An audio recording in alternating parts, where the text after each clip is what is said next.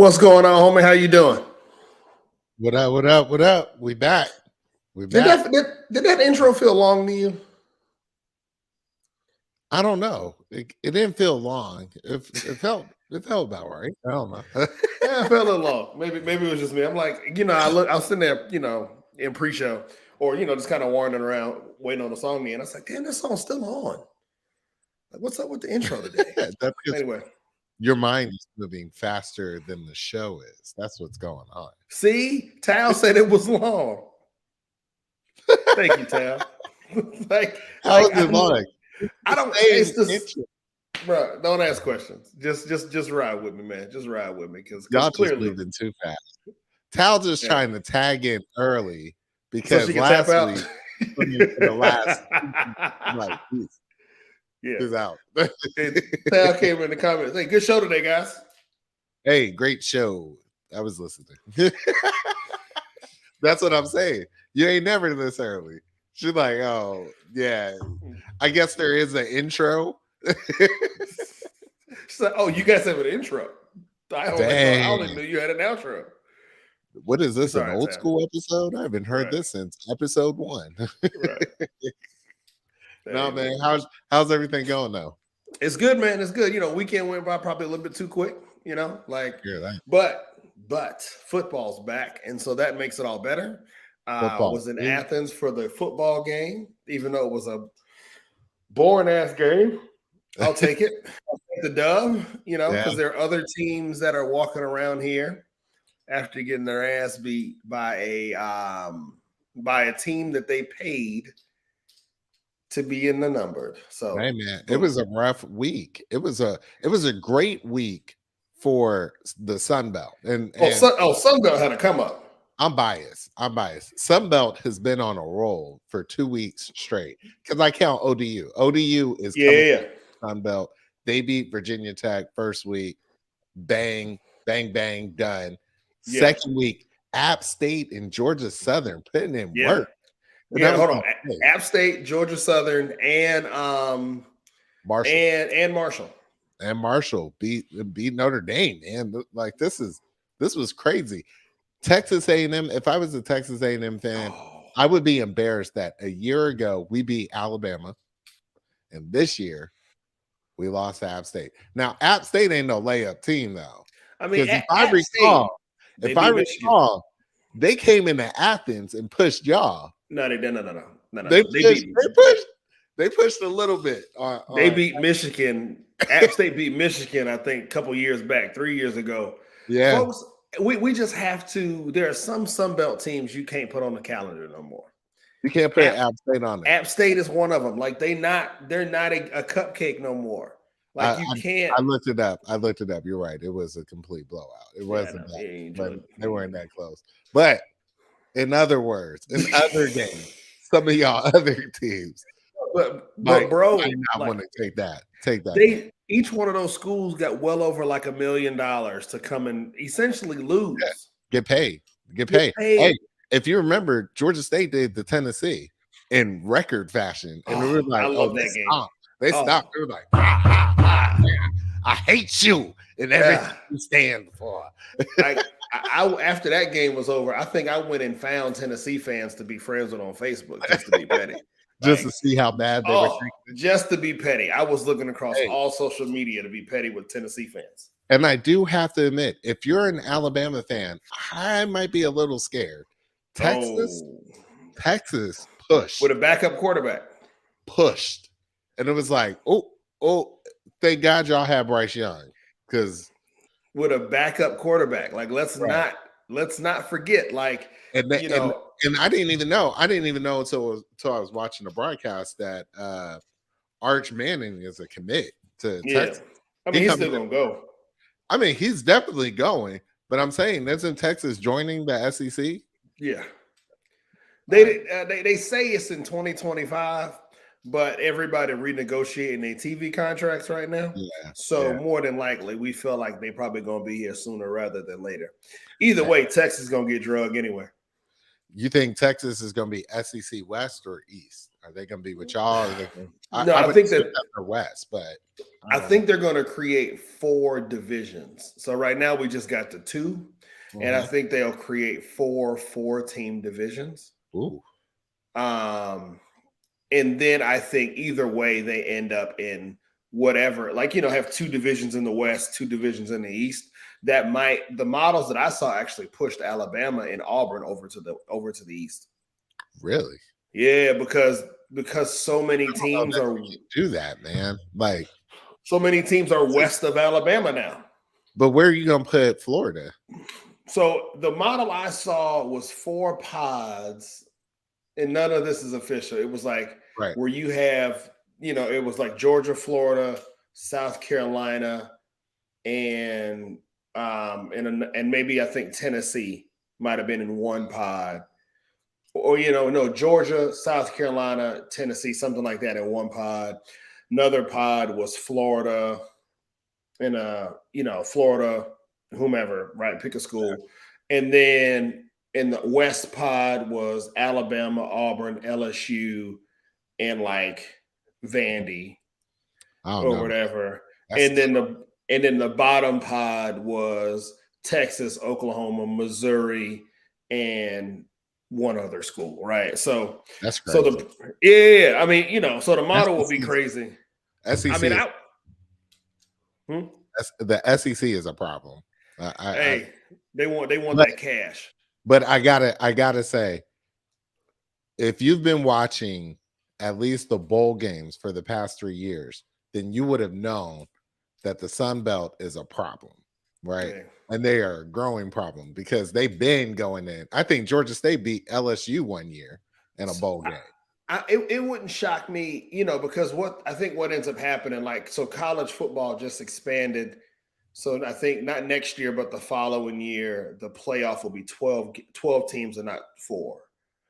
And so I think you will see more conference realignment. I think because I think USC and UCLA are joining the Big 10, which doesn't make any sense. It's that up northeast, all those northeastern, midwestern kind of schools doesn't make sense from a geography perspective. But it makes sense from a cash grab perspective. And so I think some leagues just ain't gonna make it because they're gonna go look at the Sun Belt and go, oh, we'll take Marshall and App State, and we'll put them in the ACC, right? Well, I think what's actually about to happen is I think the Big 10 is probably going to try and make a move. I would agree. Yeah, they're on the outside. I think the Big 10 and the Pac-12 are both going to make a move to stay relevant. Well, they're going to have to absorb teams to be relevant.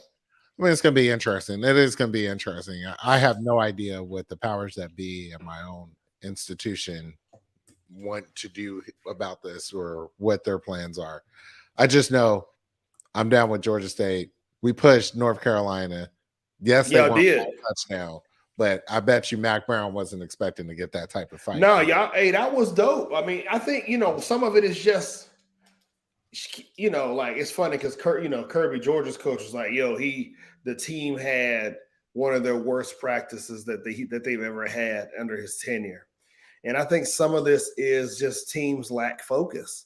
It's hard to keep college kids that not entertained is probably not the right word, but like on 10, right? For 6, for 12 games in a season, right?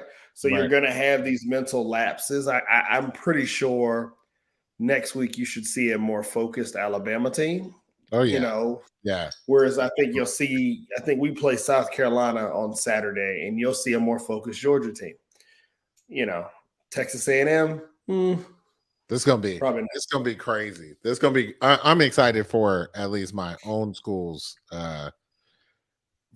schedule coming up because they got Coastal coming up. They got Coastal's a good team. They got Coastal coming up in about a week or two. State, not Southern. That game is gonna be bananas this year. Yeah, that State. We have ODU, App State, and Marshall on the schedule. Y'all could lose all them games. We probably will be. We will not lose. I guarantee you. Speaking for Georgia State, I will at least say this, and this comes from my alumni blue blood heart, which is the season is always a winning season as long as Southern loses. As long as you beat Southern.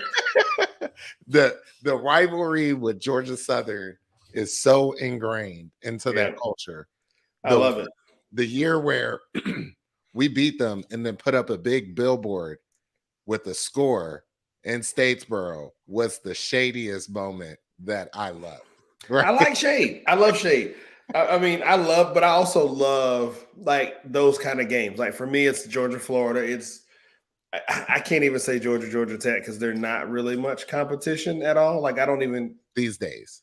It's not even a rivalry. But I mean, I love Texas. I love Texas, Oklahoma. I love I love the Auburn, Alabama game. Like though, it's just all of those games are dope, and I want them all to be on TV because it doesn't matter the record, right? Like it's like, one team can be 0-10, and like, I will ruin. I am a hater.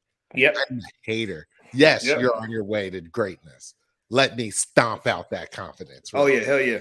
So ironically, after Nebraska lost to Georgia Southern, they fired their coach. They said, right? Coach, gotta go. Peace out. So they paid Southern $1.4 million to come and catch these hands, and then lost the game. But then they fired their coach and had to pay the coach a $15 million buyout.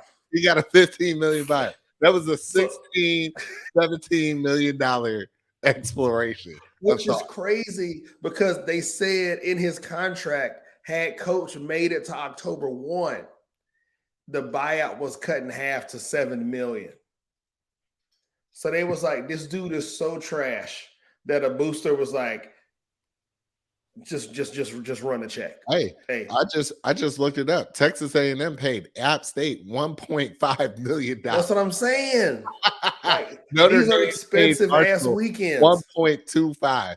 Thank you for all the scholarships that you reported our program. I didn't want Notre Dame to lose because they got a black head coach, and now my man 0-2. And what we know about Notre Dame is good and well they don't have no issue running a black coach out of there. Right. Like, and then like so real talk, Nebraska's interim coach is now a black dude. Story came out today that this is Nebraska's first black head coach across any sport. Like 20, what are we in 2022? Yeah. You ain't got no black basketball coach? No. Like somewhere along the line, you would have thought, hey, we're gonna pick up a black head coach. Not Nebraska. So I mean, I feel bad for the dude because interim coaches don't usually get the job. And so that they about to that this dude is set up for failure because the team sucks. Right. They not gonna keep you. So you being named interim automatically knowing you ain't getting a fair shake at the gig. So go ahead and chuck the deuces and get that resume right. I'm telling you, man, that's crazy. All this stuff is insane. It's just insane. I love that sports are back. And I am also an NFL fan. And my Steelers, man, they put me on the heart attack line because we were up against Cincinnati. The last 30 seconds of the game, Cincinnati scores, goes for the extra kick, and Minka Fitzpatrick jumps out of nowhere, blocks the damn ball. They go to overtime. I've never seen so many missed field goals in my life. That was like, we missing everything. What is happening here? Hey, Minka is I love sports. I watch, I was telling Candace earlier this week, there's this awkward space where you get football, basketball, and baseball. I mean, football, preseason basketball in October, right? There's this convergence of sports and all of them land. And I'm like, that's like sports heaven. But I love football is my spot, man. I like the Steelers because I like their brand of football, but I think I like the Steelers more because I like Mike Tomlin. Like I ride with the Steelers because Mike Tomlin is down. Mike Tomlin, I gotta give all the props to the players, man. TJ Watt, man, killing it. You know what I mean? Cam Hayward. You know why they won? Because Mike Tomlin passed out black Air Force Ones to the whole team before the game started. Hey, whatever it takes. Whatever it takes. All you got to do is win. I was like, if Joe Burrow comes back and wins this game, y'all deserve to lose. All these damn missed field goals. What is happening? Hey, bro. The thump heard around the world. When that ball hit, it was like, boom. Boom. Yeah. Yeah. That's great. No, man, I love it. No, I just appreciate, like, you know, granted, we in Atlanta, so I feel like I gotta ride a little bit with the Falcons. It's only fun to watch the Falcons when you can be on Twitter at the same time, right? Because I so much for the Falcons, and I'm just disappointed they can't get it together. I don't care. Like, they were supposed to win. They were supposed to beat New Orleans, man. What happened? Hey, Rotimi. That's what happened. Rotimi cursed the Falcons. Like he cursed power as soon as he got on power. This is what happens. I've saw the memes. I can laugh. Shout outs to some of the players on the Falcons. Y'all know who y'all are. Hold on. I will forever ride with the players that I know from the Falcons. But have y'all seen? Hold on. Let's say, has everybody seen the routine? Like, we can't show it because then we'll get flagged and our stuff will get taken down on YouTube. But if you haven't, I'm pretty sure it will. I mean, do you want to risk it? It's all good. We don't have to. All you have to do is look up Atlanta. It's time to rise up, or just go Falcons Rotimi, right? Falcons Rotimi. Yep, I didn't know who Rotimi was, and then all of a sudden it popped up in my Instagram joint because I follow the Falcons, and I'm like, "What in hot hell is this?" And I just got to say this. I mean, the attempt to reinvigorate, to redefine who the Falcons are post Matt Ryan. I get it. I get it. Maybe they needed some new hype up. It's just Rotimi is No. I mean, even the way he's talking through the song is a bit passive aggressive. It's like, rise we up. Gonna rise up. We gonna rise up. But see, you in Atlanta, bro. Like, you telling me wasn't nobody else available? I'm not Atlanta girl. They can't get 2 Chainz. They can't get 2 Chainz. You could, like, T.I. ain't busy. Right. Lil Jon is probably too busy, but I mean, Lil Jon DJ around the world. He might be too busy. But I'm just saying, you could, like, we can't get Pastor Troy. He ain't busy. Right. But I mean, they've already done Pastor Troy, so I can see them being like, you couldn't get Jeezy. I mean, Daniel, thank you. You couldn't give me Jody Breeze. Jody Breeze. Y'all damn. Y'all come on. All I'm saying. You give me Rotimi. You give me rotisserie chicken. All I'm saying is it could have been better. I'll leave it. Couldn't have been I mean, hold on. I want to say it couldn't have been worse, but I would have never guessed that we would have gotten Rotimi. So I don't even want to leave it up to the Falcons to say this could get worse, because it could. Hey, I mean, they're trying to do some things. I don't get it, but we'll ride with it, I guess. No, like fam, Rotimi. I'm sorry, and I know you don't want to talk about it. I can't talk about it. I can't talk about it. Hey, man, it's hard. All right, hold on. Can I awkward transition real quick? Since we don't want to live too long. All right, so I was driving home from Athens on Saturday. I stop at the gas station in Athens, to grab me a Celsius on the way out. It's late. I'm like, boom, I need a little energy. It was a black lady behind the desk. She was playing Jagged Edge, singing and everything, boy. I Gotta Be?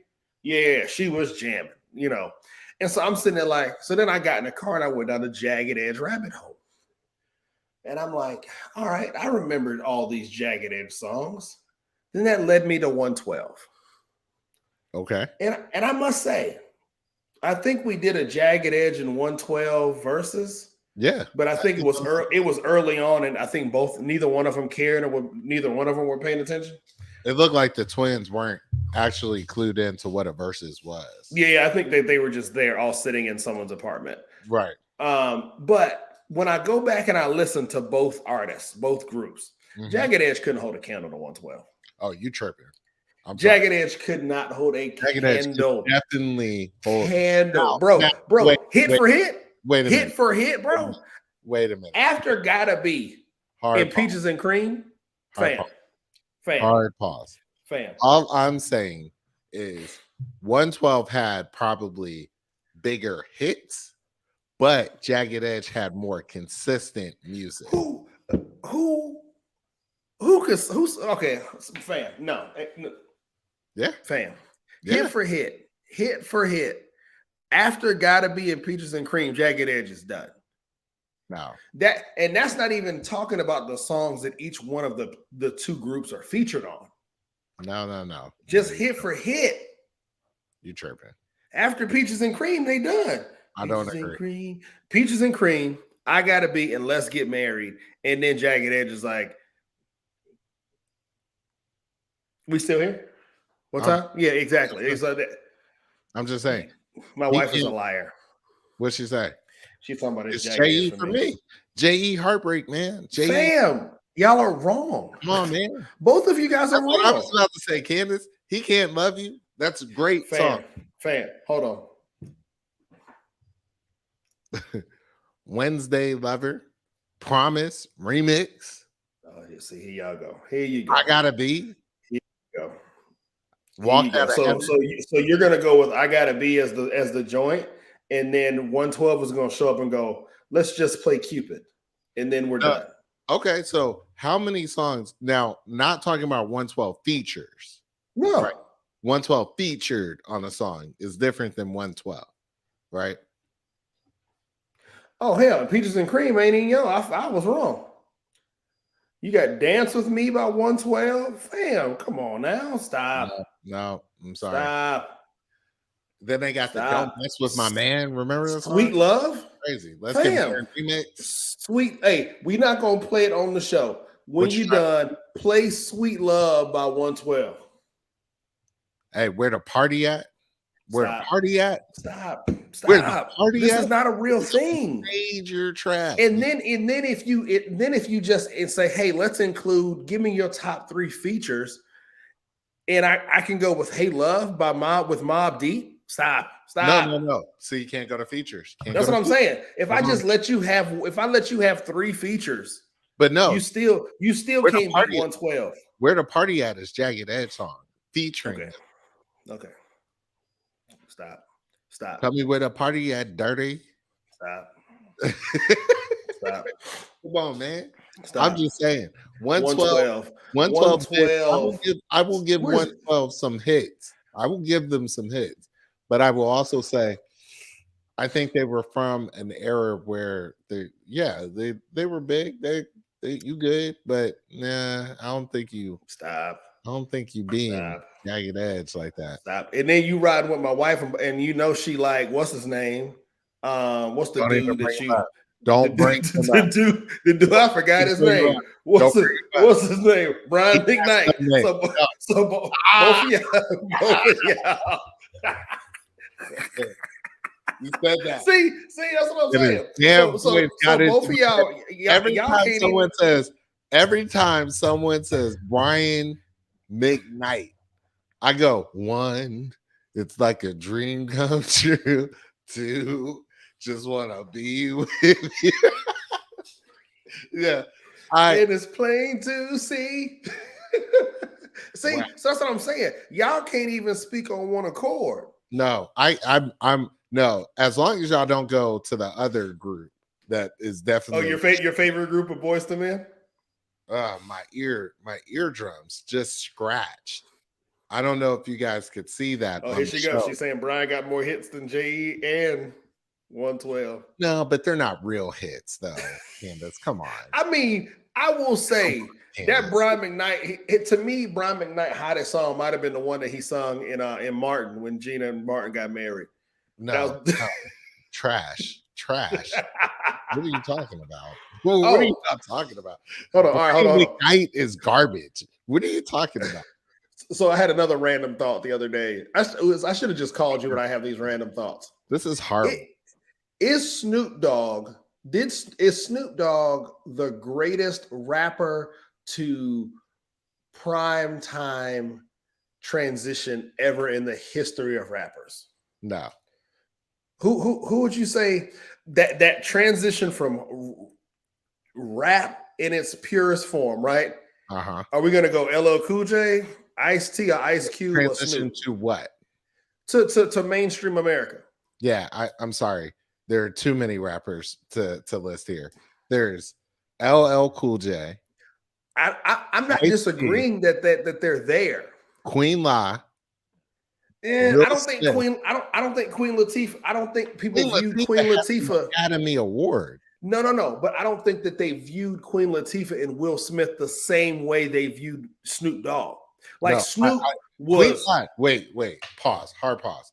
Queen La is one of the top rappers from native tongues. Not disagreeing with you. Right.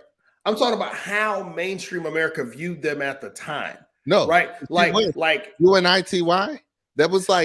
She was known as a rapper. Right. No. I'm sorry. But I'm sorry. And maybe I'm not saying this right. Snoop Dogg had nothing but negative connotation. Ice Cube. No, I don't. I'm not saying that you're not wrong, right? But no, Will Smith.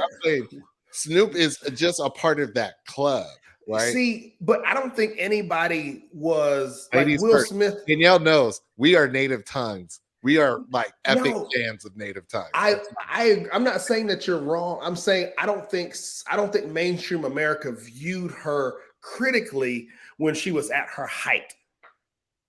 Right? Like Snoop Dogg was smoking weed on TV. I mean, right? Ice Cube did an interview about NWA. That's what I'm like. So that's what I would Friday. I would say Snoop, Ice Cube, and Ice-T. Ice-T was being censored as a pimp rapper. That's what I'm saying. I think they're their own. No, I'm sorry. I think they're on their own. I'm telling you. Snoop is somewhere where the times have caught up. If Snoop could just be himself. Snoop was narrating National Geographics the other day. Yeah, because it's Snoop. But that's what I'm saying. Like, marijuana has become more mainstream. Snoop is just being Snoop. Peep game. Ice-T was rapping. I don't disagree with Ice-T. A pimp, right? He got censored for rapping about being a pimp. It is now mostly known for people under the age of 20 as being the lead detective on SVU. So I think I think if that ain't the best parlay I've ever seen, that I think you have to put. You look at old Ice-T and you don't even think he was a pimp. You don't even think about it.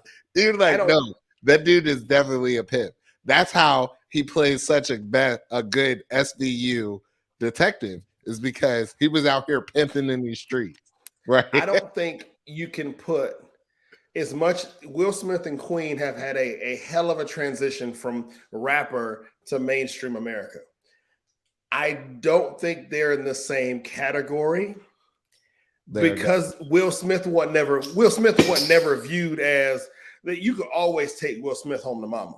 Like you wasn't bringing a rapper, but he was hip hop. Yeah. No. But I would agree. I think there's a big distinction. I think in white America with hip hop and rap music. No, but I would caution you with this: that at least for Will Smith, he might have been hip hop, and you can maybe say he was bubblegum rap. He could rap, right? No, he could rap definitely. In his first role as the gay student, maybe, and what is it, 7 Degrees of Separation? He wasn't taken very seriously. To see who he's become now, marking all the Chris Rock stuff, 100%. That's like crazy. That's a crazy life, right? Yeah, 100%. Queen Latifah was a part of Native Tongues with De La Soul, Tribe, Jungle Brothers, all of them, and she brought in Naughty by Nature. Like, that's crazy. Like, she brought it in. She was Moni Love, ladies first, very well known as like an enormous female rapper, just killer, right?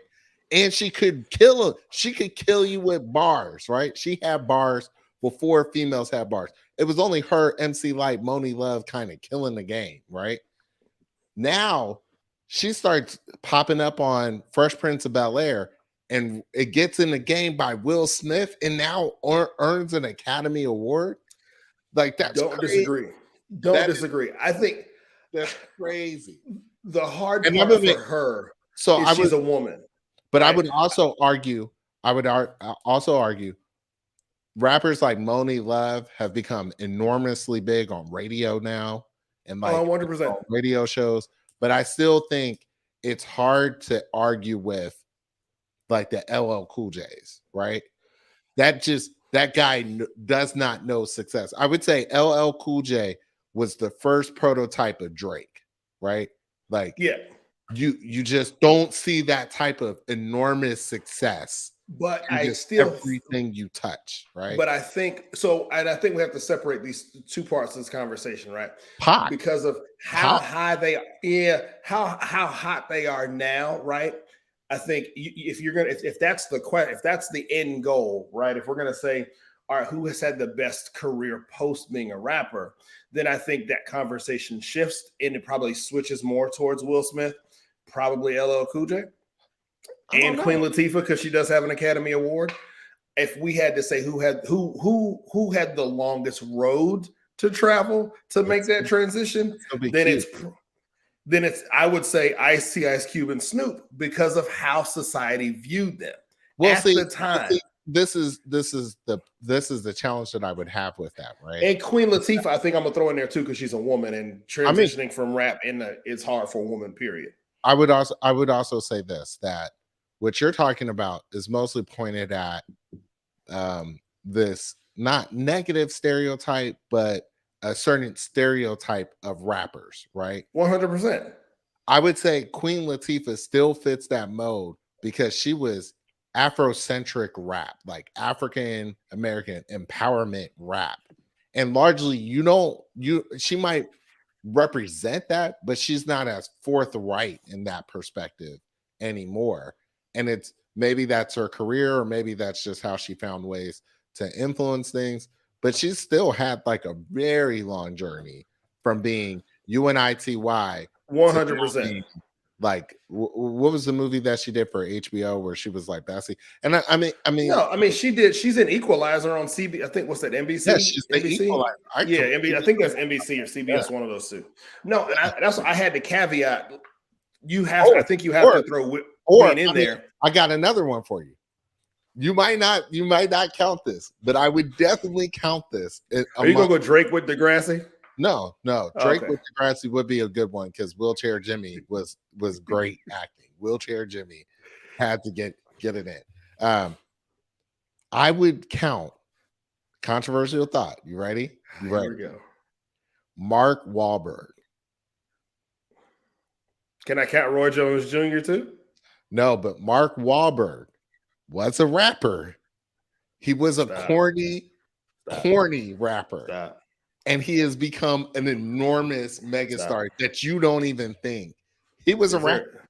Why do you even know who Mark Wahlberg is? He was a rapper. Stop. No.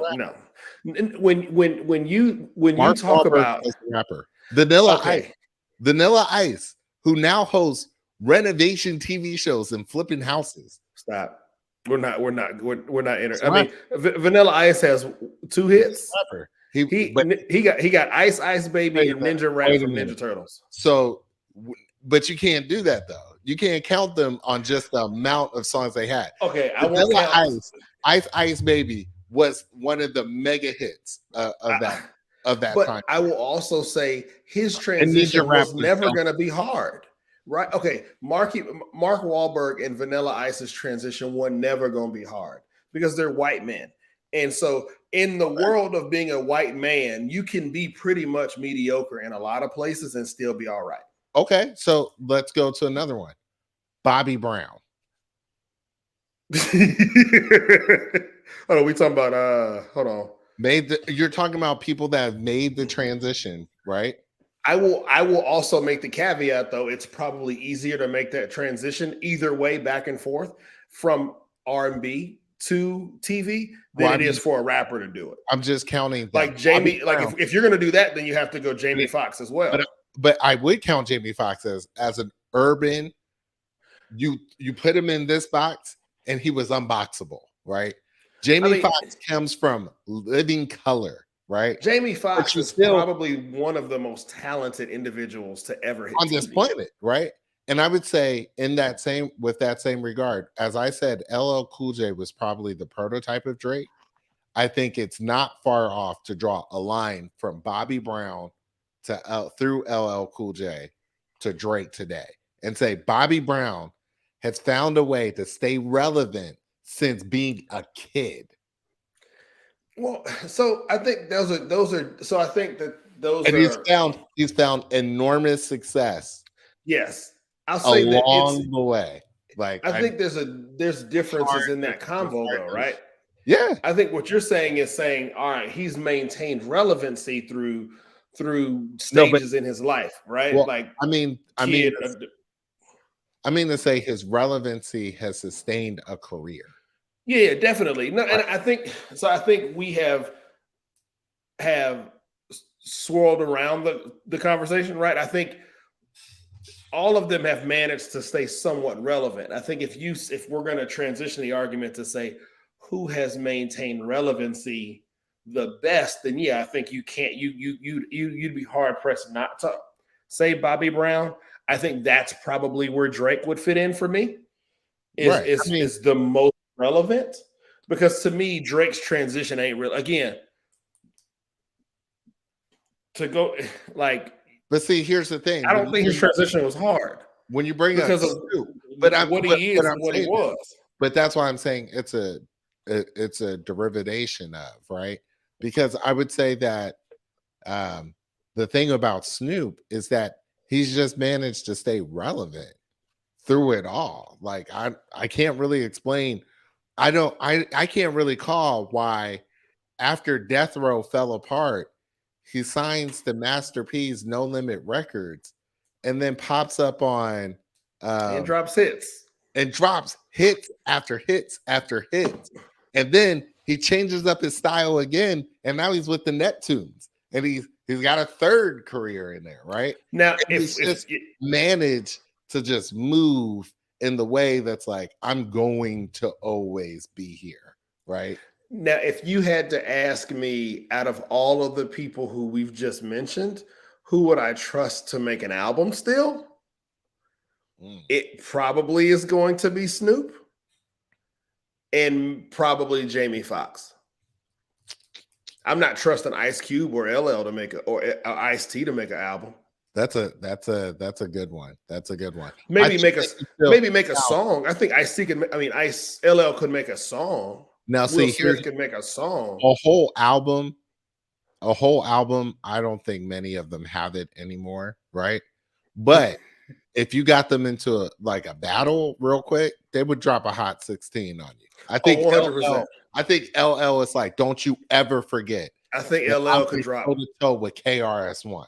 Yeah, I think LL could drop a hot 16 today. I think he's bottling that up. Like, don't get it twisted because the NCIS, right? Like, I'm getting money, but I will still get you on these bars, right? I think LL could drop bars today. But I think you're right. I still think MC Light can drop bars, and she's just the voice of every award show, right? I think MC Light is like, I would hit you with the twister, and you'd be like, what? I think MC Light could drop I think she could produce enough content to make an album. I don't think people would buy it. No, because of just because I think people have lost sight of who she is as an artist. I actually think there's always a look that Queen Latifah gives me that says she's probably still got it. Oh, you just Queen Latifah never stopped having bars. Like, I just think you can't rap ladies first without recognizing that Queen La is a problem, right? If she was a battle rapper today, she would be like, no, see, here's the problem. I don't battle rap. I just end careers because I'm all about empowering and you're here to hate, right? I wish she would just body. She would body Nicki Minaj. She would body. Oh, stop. she would be like, it wouldn't be close. This is It wouldn't be close. I put Queen Latifah up there in the echelons of like MC Light, Jay-Z, like Nas, Fact. like Fact. the illest people that Fact. you never want to poke. Fact. You don't want to poke them So because they're laughing at you right now that you think you could drop this on them, right? I think what I would appreciate, what I would love, it's funny how we get into these conversations. I don't think Queen Latifah gets near as much love for her rap career because I think so many people were introduced to Queen Latifah by Living Single. Right. And so, like we talk about, That's where people. That's so Living Single. We have to have a conversation around where Queen Latifah fit. To me, like you don't name 20 rappers and not name and then not name Queen Latifah. You can't get like that's what I'm saying. Like there's rappers in the top 20 that like you don't get it, right? You just don't understand, right? I think you can argue on placement. I think you could argue on placement in the 20 because I think she's in it. Yeah, she's in it. There's no way she's not. And it's like I feel bad for the person that tries to disrespect Queen Latifah, not understanding her relevance to hip hop, right? Yeah, that would be like you probably want to take them bars back because she gonna body you. You know what I mean? It's funny that you bring up folks getting bodied. One of the things is like Jay-Z's getting a lot of love today. For that song for God Did. God Is. What is God Did? I mean, and I love the song, but I think one of the things that, as we talk about all of this holistically, right? One of the things I love about the song is this 3 rappers that all went back and bodied rap like the way they used to, right? Like Jay-Z, you don't hear many tracks from him like that.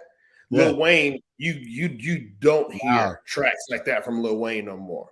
And Rick Ross, you're gonna get some good ones, but all 3 of them, I gotta tell you, boom, boom, boom, like whoo. I found a song. So if you've watched this show before, I am a fan of Tyler the Creator. Yes, I think Tyler the Creator is one of the best rappers alive right now. I would argue that point, right? Okay. He's killing the game, right? And he's a creative monster, right? The problem with Tyler the Creator is I got into him late. My brother-in-law had been telling me for years, you got to check this guy out. Didn't give him his just due. I finally checked him out, and now I've gone back over his old stuff. There's a song called Smuckers with him, Kanye, and Lil Wayne, and I just ain't never hear people bomb. Like they just tore this beat up and then switched up the whole beat and ran it back in the same song. And I was like, this is ridiculous. That like this is Kanye does a typical like old school Kanye type of rap, right? Where he's using sound effects and things, and I just was like, this is amazing, right? But it just goes to show you, like, some of these rappers, you just don't want to provoke, man. You don't want to do that, right? You just I just appreciate who gonna show up there, right? I think one of the things, actually, the crazy thing about it is one of the best songs on that album that Khaled did is the song right after God Did, and it's a track with Eminem and Kanye. Yeah. But one of the things I appreciate about that song is just all 3 of those rappers went in and bodied that beat. Like it was like Rick. I mean, and we get stuck on what Jay-Z did because he had 4 minutes of straight rap with no hook, which is amazing, right? Like Jay-Z killed his verse. That's Jay. Right, but like Lil Wayne's verse, heat. Yeah, I've gone back through some of Lil Wayne stuff. Like if you listen to the Canon remix,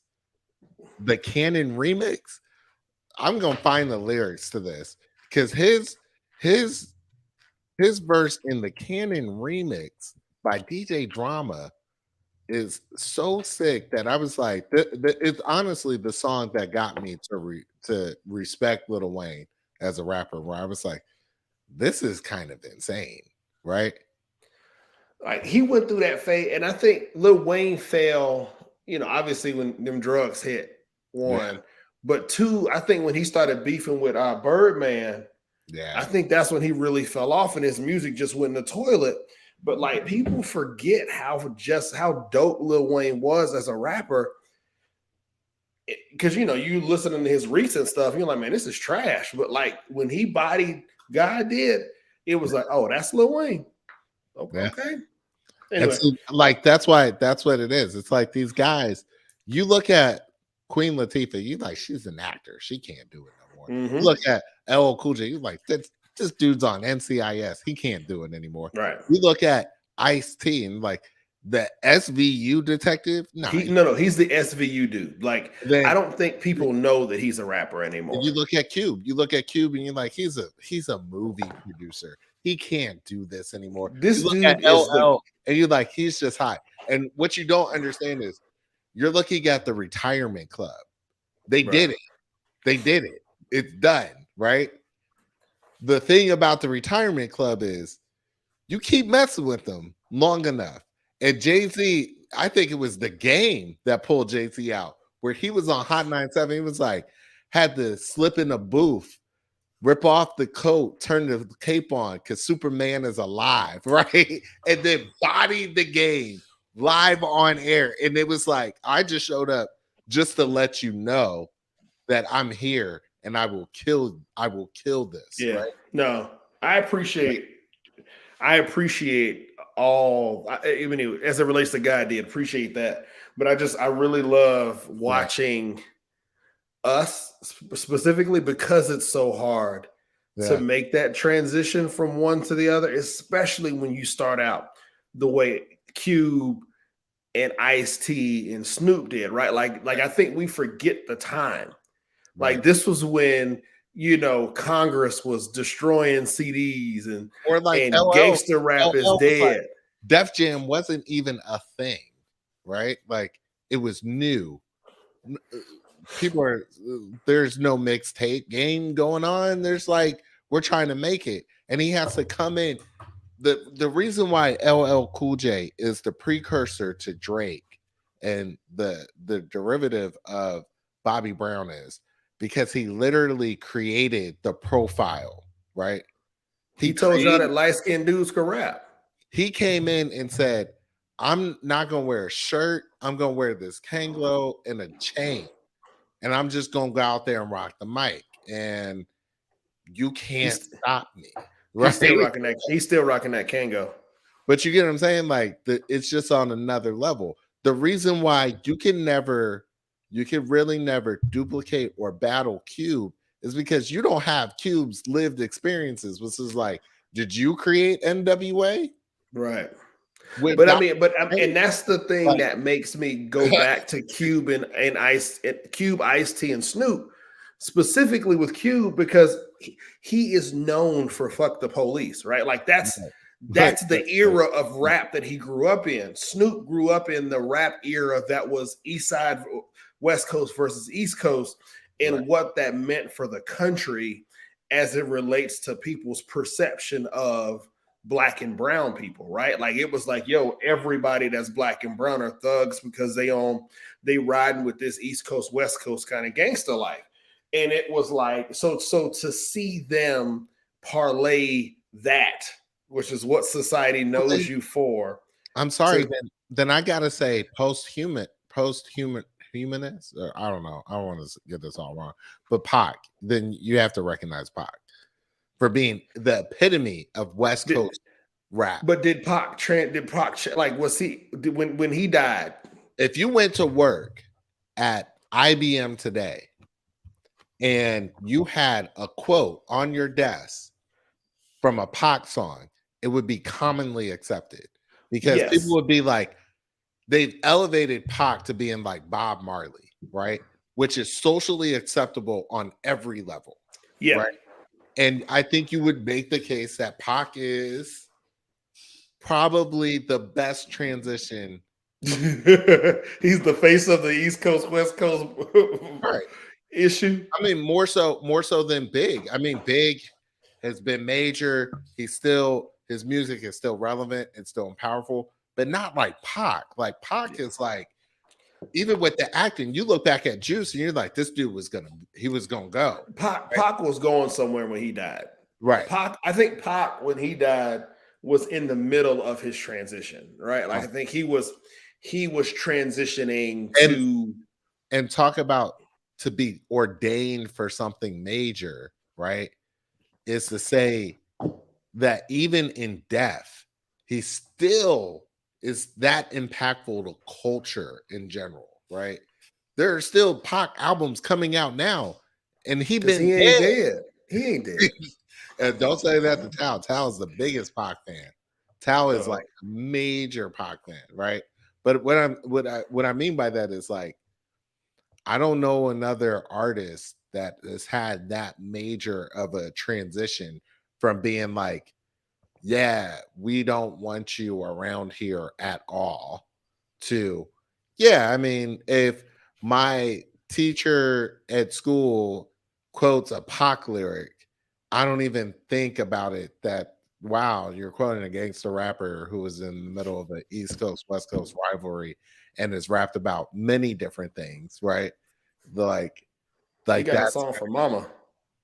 He has a song for everything, right? Mm-hmm. If he really wanted, which is the full spectrum of his humanhood, his lived experiences. But that's crazy to me. So I would put Pac in there too. Hey man, we coming up on the hour, bro. You want to keep going, or how you feel? We probably got to do heroes and villains. Let's do it. It's funny how we don't ever talk about these shows anymore. We just hop on. Maybe one of these days we're gonna talk about it pre-show. Like, hey, what we gonna talk about? Or we're gonna send each other content. I mean, I still liked our conversation about the rappers. This was a pretty. No, this was a dope. No. But see, I don't like anytime anybody gets you talking about rap, you gonna go. Oh yeah, I love my music, so I can't. I think one conversation that we do have to address at some point is Tribe Called Quest versus Outkast, but I can sidebar that one. It's a Tribe Called Quest. I mean, I don't even think it's close. I think I know I am definitely a Tribe fan, so I think Tribe wins all day. But I can see where there's a serious threat there in Outkast. I think. See, the issue is: are you talking about you wanted them to do a versus, or would you just like? I wish they did. I wish they did a whole album together. Honestly, so I wish they were on tour with Most Def, and I would be like, Most Def is like one of the greatest creators out there. Yeah, I think I'll go back on that. I don't think I said it won't even be close. I think the goodness that is Outkast makes it close, because they just have so many high quality hits. But I also think you're going to be jaded by, because Versus is the way it is now, right? It's at a location and they're on stage together. So I think you're going to be jaded by who's in the room. Yeah. Because if you did it up north, Most Def wins, because you're going to have energy from. It's almost like you would have to do this neutral site, put it in the Midwest or something, and filled it with a bunch of people from a bunch of different age groups. Man. But I do think Tribe wins, but I will say I don't think it's going to be as Tribe is just legendary to me. Yeah, I think Tribe is legendary, and I think that they have I think they have the longevity that Outkast didn't get because of their breakup. I mean, just Tribe is just amazing. The music from Tribe Called Quest is just, Danielle says she feels like they're in two totally different lanes. That's why I'm interested to see who wins. I mean, I think if you're saying rap groups, I don't think I would put Outkast. Tribe isn't the first group that I would say, hey, let's do a versus with them. But sadly enough, when Outkast was popping, I can't really think of another rap group that I would put them with.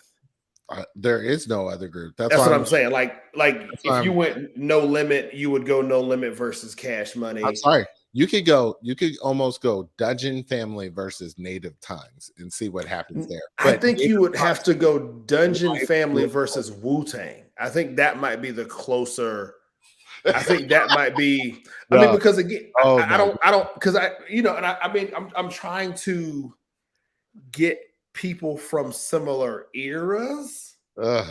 Field Mob. What? Field Mob. Now I love Field Mob now, but I don't think you could put Outkast up against Field Mob. Nah. Like I don't know who you put if one. I want to say, what was the last album Andre did? I think I saw a story on that the other day that said Andre was that Speaker Box where they did the two separate albums that came out as an Outkast album. That was the major one, Or but that Love was Below. the last album. Their last album was Idlewild. One of his last, I think it was Speaker Box.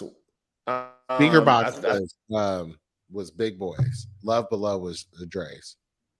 I want to say that Dre found out that they were releasing that he was releasing an album and was like, bet.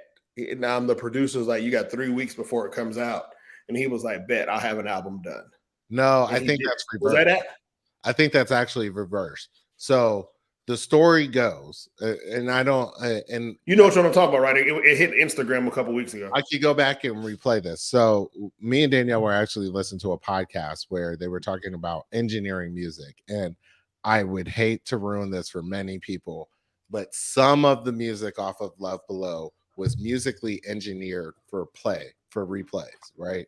So if you think about that, Shake It Like a Polaroid Picture, I can't think of the name of the song, but that song was engineered for replayability and marketability. So it was engineered that way. But that's not their best work. So we can't even, I won't even get into any of their, but what I will say is like that itself is the foundation for Love Below. And they start building off of this stuff. So I think Dre was already building off credit. Keisha got this right. It is Hey Ya. Hey Ya was engineered by the studio to be a socially acceptable, marketable song. Yep. Dre did the song and it took off, and now he's got to make more music around it. The rumor that I heard was because he was producing out that music and they needed to fulfill their contract and do more albums, it made sense for Big Boy then to say, I got to put together music. So he did Speaker Box. On first listen, Love Below is the better album. On longevity, Speaker Box is not a layup album, though.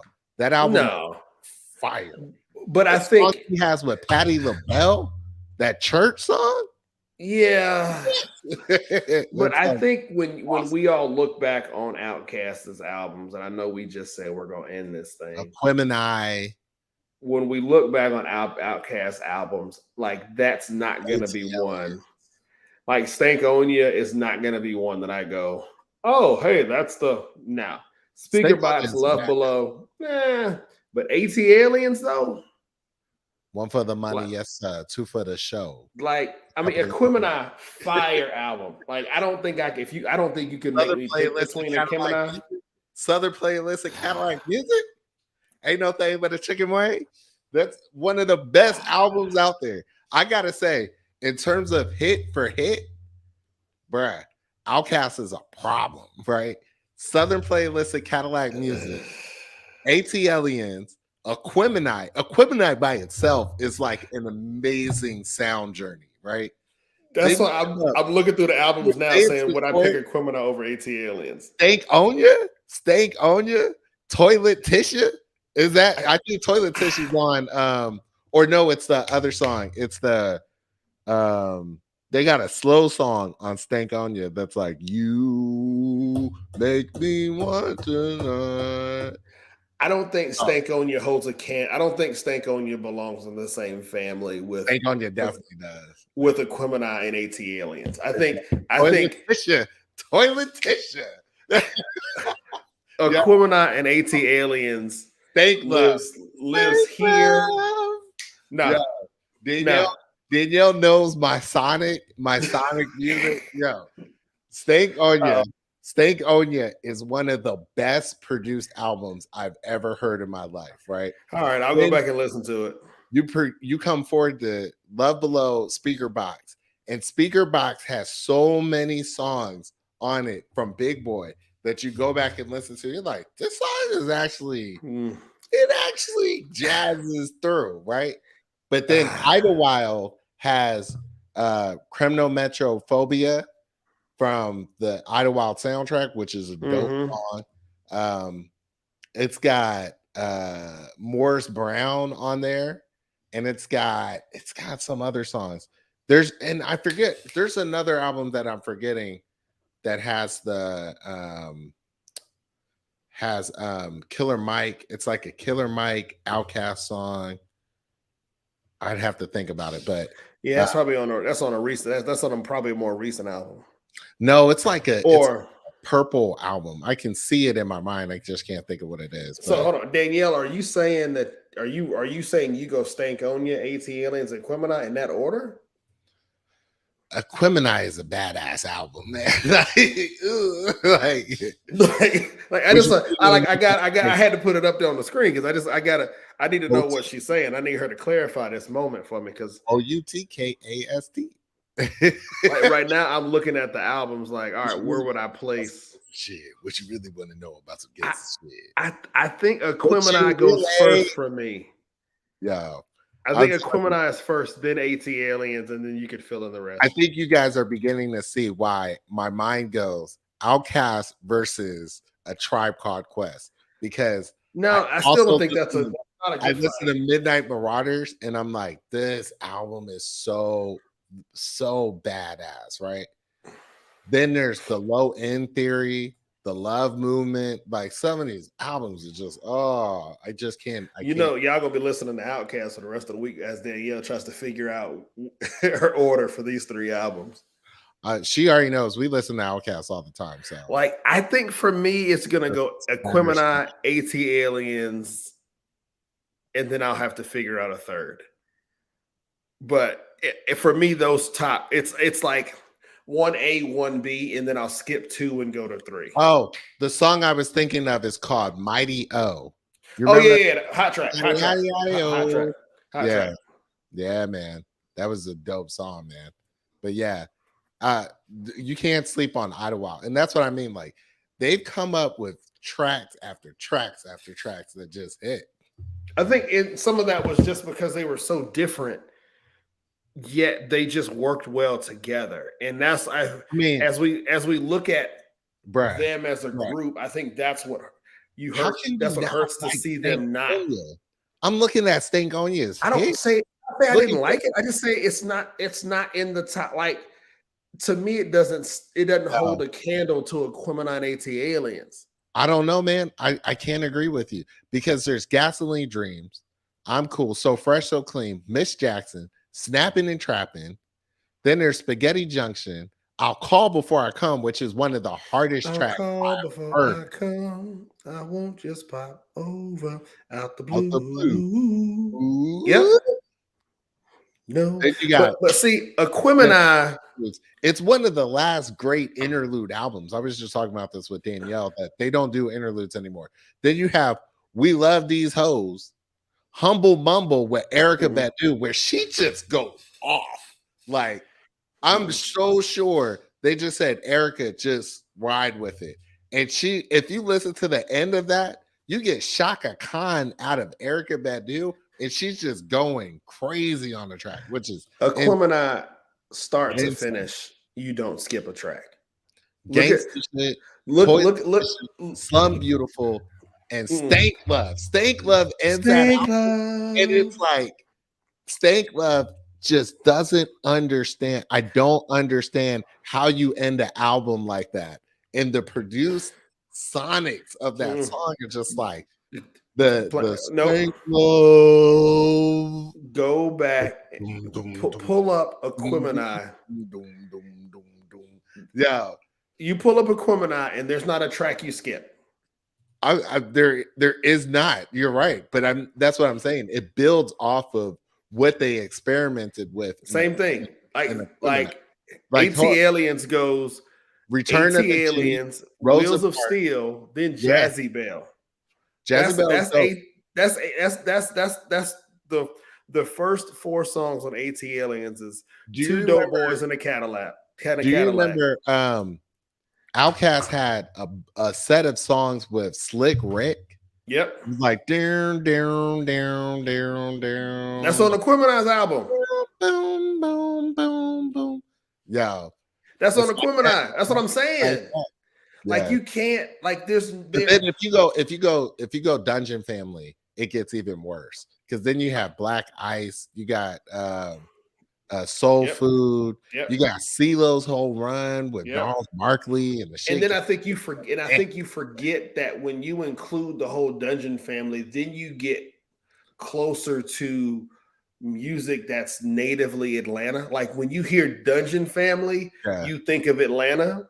Yeah. Whereas I think when you hear Outkast, you think of Outkast. Or you get Young Bloods. And that's what I'm saying. Like Young Bloods is inherently Atlanta. What's the song they had? The slow. Don't start no shit, won't be no shit. No. The slow one. It was like, I know you've been waiting for daddy. It won't take long. Shawty, be patient. They'll be coming for you. Ride dirty on 85. Slow, taking it easy. I don't want nothing to keep me from you. Yep. Like that's what I'm saying. Like there are songs with Dungeon Family that you're just like this. I just don't. Organized Noise on a whole nother level because then you bring in Bobby, what's his name as a kid, and the Blackberry Molasses joint. All right. We were supposed to end the show 11 minutes. I'm sorry. You can't do this to me because this would be my. If I could do anything all day, I would just talk about music all damn day. And that's all I would do. I would sit there in my record store. And all right. Danielle said we didn't do the Game of Thrones convo. All right. So let's do that real quick. Let's do that real quick. Let's talk episode 1 through 1 and 2. Because I didn't watch this. If we finish, I can probably run upstairs and watch. Did you watch? I didn't watch the one this Sunday. The one from last Sunday, though. No, I got that one. Was that the one where she Damon and man? What happened? Damon and the Crab. Yeah, I watched that one. Dope. Yeah. All right, hold on. So overall, what's your thoughts on the show? All right, hey, real quick, spoiler alert. We're gonna talk about the first 2 episodes of Game of Thrones. Three. First 3 So episodes. If you hadn't seen them, turn off now.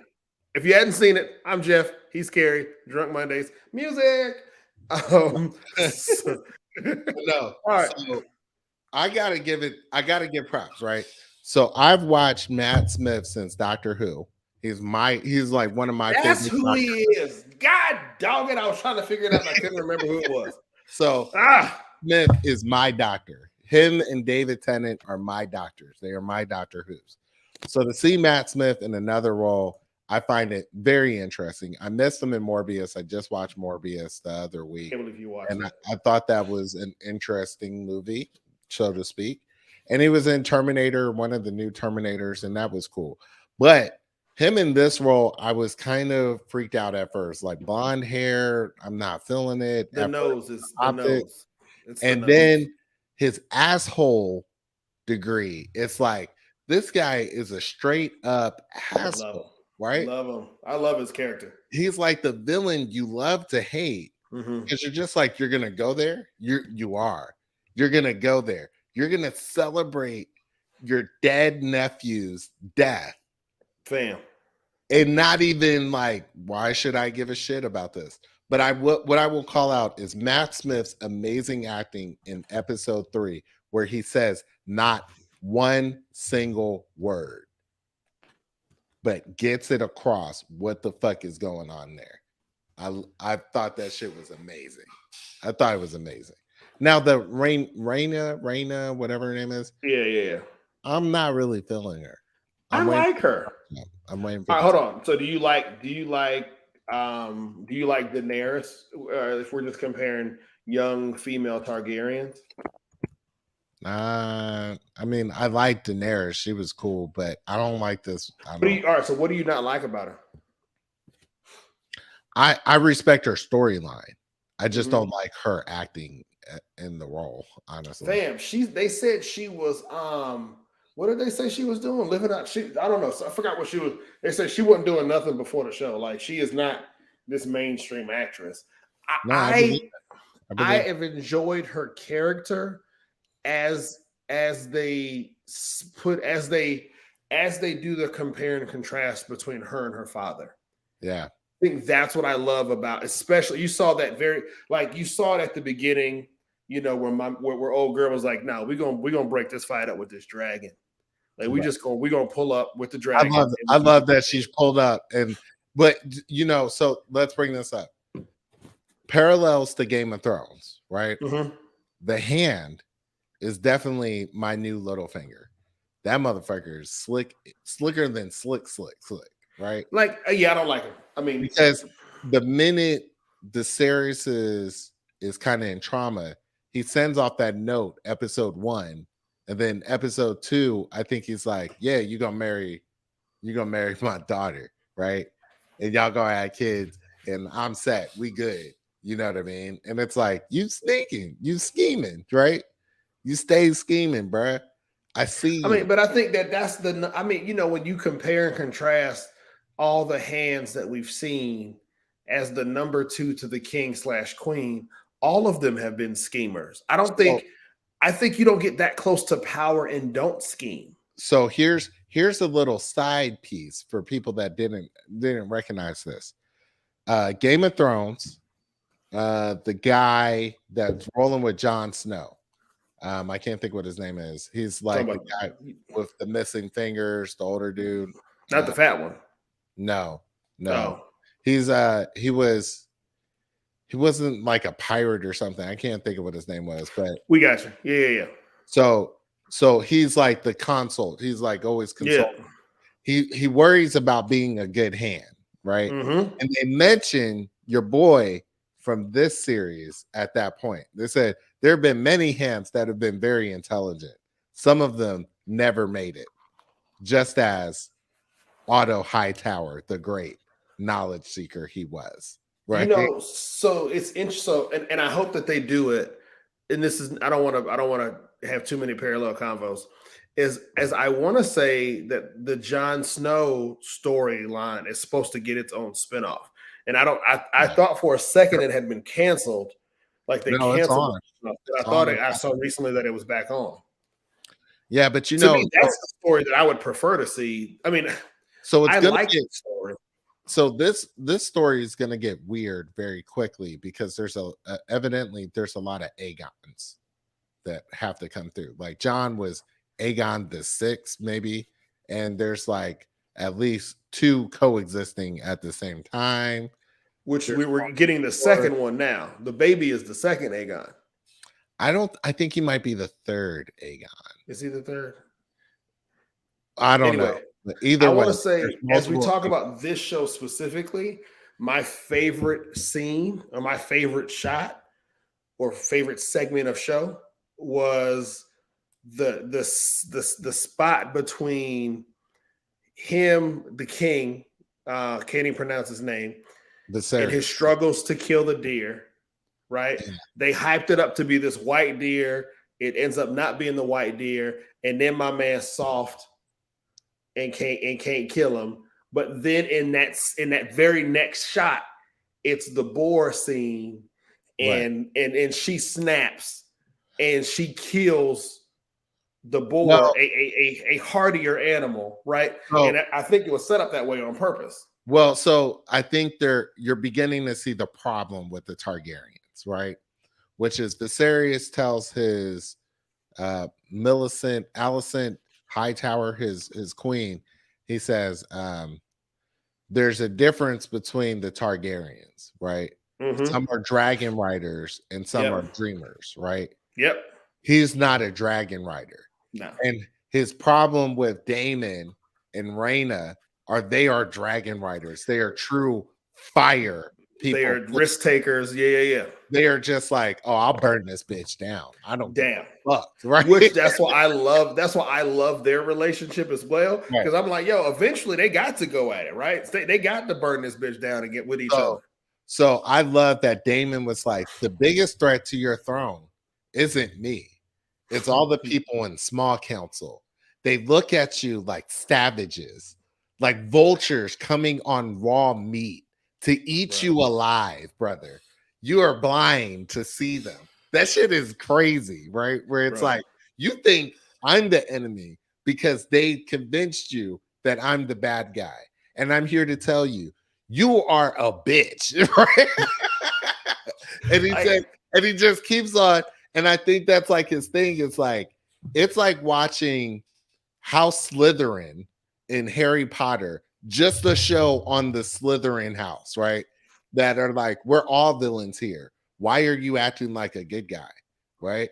Like, if you don't want it to be a way, decree it. You're the king. What's wrong with you? Right? The writing in this, to me, in this one, the writing has been really good. I've enjoyed the story. The one thing I hated was when Damon, when he went to get the Crab King, and then he just came out dragging the body, right? Like, I think that there was an opportunity there to show a fight scene, but I get that you can't, because something has to get cut out on the cutting room floor. Well, I mean, and it's not really that important to see it, but to see this war last as long as it did, and to not get the payoff of the two quote unquote leaders of the armies fighting each other, like, all right, that kind of sucked a little bit. See, I think this also hits at an important reminder for those of us on the show. Like, we're still in the prereq phase. Like, this is the precursor. This isn't even the main story. Yeah. The main story of the Dance of the Dragons hasn't even kicked off yet. This is all get to know the people phase, and exactly who are you dealing with? Because once the shit hits the fan, and it goes on. And they said there's actually a separate series about the sea snake that might be coming out as well. The black guy. Oh yeah. See, I actually, the black Targaryens with the dreads, like, they look fire. I'm like, yo, white people, stop being racist. Like, well, you got to remember, it's okay to be black and Targaryen. Well, they're not Targaryens. They're Valerians. You're right. They are Valerian. But his kids are Targaryens, and they are also dragon riders. And you got that sense even in their thing, where the son was like, said Damon, like, get him on his dragon, send him. Let's go. Yeah. These people. Yeah. What are we talking about? I mean, we gotta fight fair. Why? Yeah. Right? My hope is that this show gives us dragon on dragon fighting. Oh, I think it's inevitable. It has to be, right? We didn't get that in Game of Thrones, and so we got to get it here. We got to get it here. I think I know I'm not as familiar. I don't know all the ins and outs of the Dancing Dragon saga, but I have friends that are very in tune with all this stuff. That said, the CGI budget for this show must be enormous. Yeah. Because hold on. Stuff that has to go down, you have to be like, how they gonna do this, right? So how many generations are we away from Daenerys at this 200 years. 200 years. But they live like 150 years. Like, they live for, I mean, the Targaryens. So are we? So technically, I think Viserys is the great grandfather to Daenerys. And then who is Jon Snow's mama? Jon Snow's mom's not on this. I mean, I'm sorry, Jon Snow's dad. Excuse me. Which one? Because he's Targaryen as well. But see, this is you asked about stuff that's going. It's too far in the future. No. So I will at least say this: there are many Targaryens right now. By the time you pick up in Game of Thrones, there's one House Targaryen, no other house. And keep in mind, the biggest premise of season 1 of Game of Thrones is that there have been no dragons for a while now. Because of what's happening today. And she's got 3 eggs, but she doesn't know the rituals. She doesn't know the importance. So like when they start talking about the prince that was promised and some of these other things, right? It's like you're kind of seeing the gap filled in for what is going to play out later on, right? Thoughts on? So, yeah, your wife's thoughts on. Can I just say I hate that family? Like the whole Lannisters. Yes, Land. I'm assuming she means the Lannisters. Yeah. Like, I hate that family. Like if they have set that family up to be hated from day one. Yeah. And damn it, I hate them the minute he said his name, I was like, I'm not gonna like him. So and he lived up to it. I at least know enough to tell you that the Lannisters are a part of this story. They are a part of this story. I mean, now, what because you might they fund, because I'm assuming they're the people who fund the I'm not going to fund say the rebellion. I'm not going to say that. So what I will say is make sure you realize that there are twins. There's two of them. There's twins. I ain't seen it. All right. Hold on. Are you all right? That's enough. I ain't seen it. I ain't seen the most recent episode yet. No, I'm talking about from that same episode, from episode 3. I don't even think I paid attention to it. The one that gets up and gives the sword, the dagger thing. When he goes, they show his brother who has a limp, and he's kind of like limping around and all that stuff. When they sit at the table, they show both of them sitting next to each other, and they're twins. They're played by the same actor. I got you. Okay. Yeah.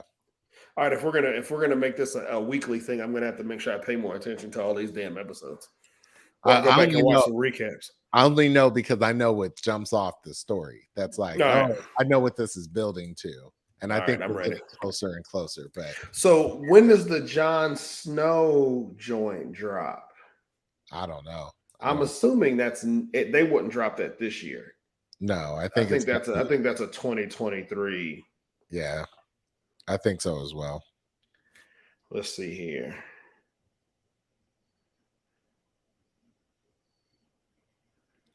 Anyway, I don't want to. I'm not. All right, let me not look at this now because I'll be done read this article. Yeah, and I wonder does the Jon Snow thing pick up from the end, or does it show his journey to get to where we are? Right. Because we just meet Jon at the wall. I mean, we meet Jon at the beginning, and then Jon goes off to the wall, right? Like we don't really get too much Jon. Yeah, I'm not sure.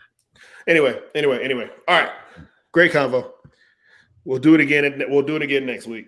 Next week we got more details. So y'all go on and watch episode 4, and then see if you can get into episode 5, and we'll get. No, I'll make sure I watch episode 4 and 5 before next week. Because I think it's gonna get crazier. I saw. I've avoided Twitter. Like every time somebody says anything, it's like I scroll right past because I don't want to catch no spoilers. So I may try to catch that tonight. All right, man. Cool. All right, so let's do hero villain real quick. Hero villain. My heroes are the Tribe Called Quest versus Outcast conversation that we had. That was enough for me to say that's my hero. My villain is actually, let me clarify this. So my little corner piece that I definitely would throw out there for people is HBO Tasha. Make sure you're following the student loan forgiveness. I told you guys each week I would give you an update on this. So they did just let out information about which loans will qualify. Keep in mind, if you have a FFEL loan, you are still waiting for the Department of Ed to clarify whether they will include this in student loan forgiveness. But apparently, there's been some debate about whether student loan forgiveness will be tied to college completion, maybe moving forward, or for the current group, if this is just $20,000, if you received a Pell and never graduated, what that does for the economy as well. So there's some still clarifying pieces. Make sure you have your Google alerts up. That is both. You know what's crazy? And my villain. Bow. I think so. My villain. I'm gonna start there. The Republicans are trying to take this piece of legislation to court, to kill it, and it's like you have to be my villain right off the rip for that. Like, can you like right now? College student engagement as it relates to politics is always this up and down cyclical thing. Mm-hmm. The young adult engagement in politics is always cyclical. You want to piss them all off in one fell swoop? Like, even if you like they just got a scratch, right? They got a little taste. I can get 10 to 20 G's knocked off my student loans. Right. You want to piss them all off in one fell swoop? Tell them they can't have it no more, right? Tell them it was illegal. Right. And so I think that this is probably not a fight the Republicans want, but they typically pick fights that don't make any sense. So that's villain number 1. Villain number 2, are all of the internet racist trolls who seem to think mermaids can't be black and Targaryens can't be black, and trolls from Lord of the Rings can't be black, and elves from Lord of the Ring of Power can't be black. Y'all are also my villains. Right. It's amazing to watch people try to justify their rationale around why fake characters can't be of minority. So yeah, so boom. So that's the thing. That's my villain. My hero is going to be Little Mermaid. Yeah. And Miss Bailey. I was like, shoot, whose daughter can I go and pick up to take to see Little Mermaid? And I was gonna take Tasha's daughter Sarah, but she like 13 now, so I don't think she want to ride with your boy to go see Little Mermaid. Happy birthday, Sarah! By the way, I think she turned 13 on Saturday. I forgot the age, but she had a birthday Saturday. So happy birthday, little Sarah. So she's probably too old and doesn't want to hang out with Uncle Jeff and go see Little Mermaid. So I'm just come to the conclusion that I'm probably going to come and get Remy, and me and Remy gonna go see Little Mermaid. So look, they're checking you. She ain't 13. You whatever. Of course, her mama like, no, she 12. So yeah, man. No, I mean, like that. The movie looks super dope, right? Like even the minute and a half trailer that they released this past weekend, Little Mermaid looks super cool. Looks like it should be one of the better live action Disney movies they've done in a while. I hope so. Did you hear that they announced Lion King prequel? Stop. Called Mufasa. Stop. I saw that. No. So my question, I got another nerd group. My question was this seems ironically a lot like a prequel for the Titanic. like we kind of know what happens here. We don't need a Mufasa prequel. So anything they can to take away from damn, like come on, like, and then James Earl Jones ain't gonna be able to play it because he's too old. So like let's just leave that alone. Like let's leave. But while you playing, people ain't watching the calendar. You better go and get your Black Panther tickets because it comes out November 11th. Black Panther is going to weekend. Oh, hold on. No. Candace wants to go see the Woman King, the joint that dropped Saturday. Dope. We should maybe go to Epic or something. Y'all want to do it? Yeah, let's get that on the books. See if we can't do it this weekend. Yeah. The Woman Y'all King get a babysitter. That looks dope. Yeah. So find a baby. So yeah. So that movie looks dope. Little Mermaid looks dope. Yes, I will be getting my Black Panther tickets. And they also, I think, Disney released the cast for Blade as well, I thought. They released the cast for Thunderbolts, and it was like, oh. Yeah, so Disney is in their bag right now. They just did, D23 or whatever that was this past week. For those who don't know, just a big Disney convention where they release all their all of their big upcoming projects. All get either posters, they introduce cast, or they drop movie trailers. So I fully expect, since D23 was this past weekend, we should be getting a new Black Panther trailer pretty soon as well. So I would hope so, because I've heard the trailer for Ant-Man 3 is all the business. With that means you're gonna get Kang. You're gonna get your Kang introduction in that then. There's so many. They said Jonathan Majors Kang has such a terrifying. Is he the main villain in that? He is. And they said seriously. They said there's a scene that everyone's been talking about where Jonathan Majors as Kang says, so you're an Avenger? Have I killed you yet? Because I've killed so many of them, I can hardly remember them anymore. And I was like, whoa, I can't wait for this. And in other news of Black comic movie history, the rumor mill apparently says Denzel Washington and Giancarlo Esposito have both been signed to Marvel projects. I think I want the rumor is that it's the X-Men project. Rumor has it that it's the X-Men project and your boy from Star Wars, John Boyega. Like rumor has it it's the X-Men project, which would be super dope, but also semi-scary because that's going to be a multi-year. That's going to be a that's going to be a multi-picture project, and you don't sign Denzel for one movie. I think Denzel is playing a Kang variant. That's me. I think he's a variant of Kang. I'd ride with that. I don't think X-Men will touch Kang though. So if he's in the X-Men movie, then I don't think he's in X-Men. I think it's a red herring. I think I would agree. I think we're getting down a rabbit hole, which I'm okay with because it's superheroes. But I think we're probably about 3 years off from getting X-Men related content from Marvel. I think they're going to drop Fantastic Four, which will be that'll be the centerpiece that I have to cast for. They said Doom might be in Black Panther. Mm-hmm. So, which would make sense because there is a Doom. Doom is a villain in Black Panther. There's a Doom problem. Right. They said the Black Panther 2, the footage that they've shown so far has hinted at many problems with the Sokovia Accords and Doom being the primary villain in Black Panther makes perfect sense if Fantastic Four is the big movie that gets released next year.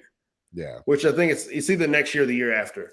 If Fantastic Four is the big tentpole movie for the year, then introducing their primary villain in this movie as a weaker version of himself makes perfect sense. Yeah. Because the Atlantis dude ain't the primary, like Marvel does not release the primary villain. He's a hero. Yeah, he's an anti-hero, but Marvel never releases their primary villain in trailer 1. Right. So that's how you know that Namor is not the villain in Black Panther. Else right here. And did you see? I'm sorry. And after this, we do have to go. We have to go. If you have not looked at it yet, Samuel L. Jackson's Secret Invasion trailer.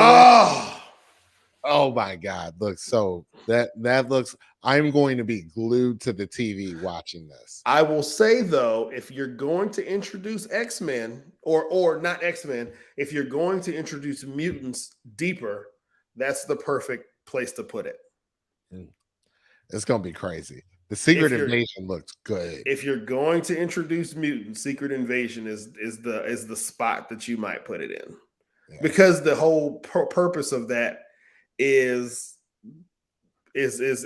people transforming to look like other people, right? And so, if you're going to introduce mutants, that would be that. But is that a Disney Plus show or is that a movie?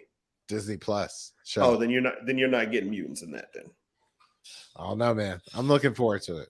But are we getting 6 episodes or 10? I heard there was a rumor around Marvel moving off of, or Disney moving off of 6 shows and giving you more. I mean, we can talk about this next time, but I mean, She-Hulk doesn't need to be 10 episodes. Though. I hadn't finished it yet. The 3 I've seen, I've enjoyed. They're all right. I've enjoyed. Yeah. My favorite has been Loki. Loki has been the one, like Loki killed it. But anyway, right. Guys, we're sorry. That was we went a little long, but we'll do some more Marvel conversation to get. When does Black Panther drop? November 11th. Yeah, maybe when they drop that next trailer, we can do an episode around Black Panther. Yeah. Maybe. Oh, you know what we should do is when that next trailer drops, we'll invite Lee back on the show to give us some Black Panther convo. We got to ask Lee if he's going to do another rent the movie theater type of deal. Yeah, that was Lee. Lee did that, and Jay Bailey did that as well. So that's probably a conversation we should start having. I didn't go with them. I just gave money. I went, and it was amazing. What I mean? I got to be in my own little space. I don't want to be around people, man. I mean, I can be around people, but I just need When the original one came out, Lee's thing was on Wednesday. I saw it Wednesday, Thursday, Friday, Saturday, and Sunday. Yeah. I don't know. All right, maybe I'll shoot Lee a text and see if he wants to come on and join the show to give us his thoughts on. We can do a whole episode. We can do a whole episode on Black Panther. That sounds good. All right, man. All right, hold on. Let me get queued up. I wasn't ready. Ready. Here we go. All right. I'm Jeff. I'm Kerry. Peace out, y'all. Drunk Mondays, baby. See y'all next week.